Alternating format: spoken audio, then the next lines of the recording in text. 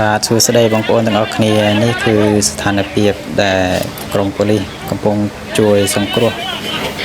ពលករដែលជាប់នៅក្នុងគំនរអគារដែលដួលរលំកាលពីម្សិលមិញណាបងប្អូននេះគឺ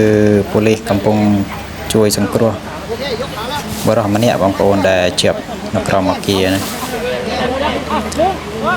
បាទកំពុងនេះពេលនេះគាត់កំពុងតែ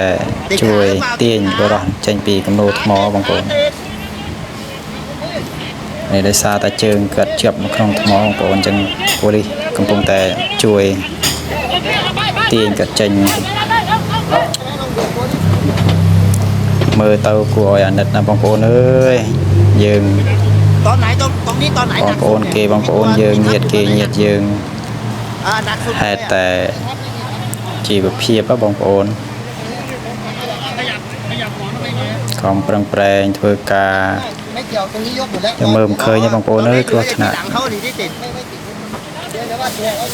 អញ្ចឹងនៅពេលនេះអ្នកដែលជាប់នៅក្នុងគំនរថ្មគឺមិនទាន់រកឃើញទាំងអស់ទេបងប្អូនគឺនៅមានអ្នកជាប់នៅឡើយបងប្អូន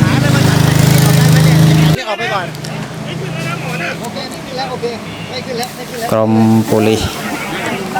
ជួយសង្គ្រោះក៏កំពុងតែជួយជនរងគ្រោះជាបន្តបន្ទាប់បងប្អូនអ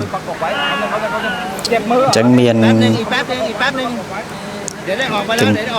តើដឹងអស់ទេបងប្អូនមានចំនួនអ្នកស្លាប់ប្រមាណអត់ដឹងអស់ទេបងប្អូន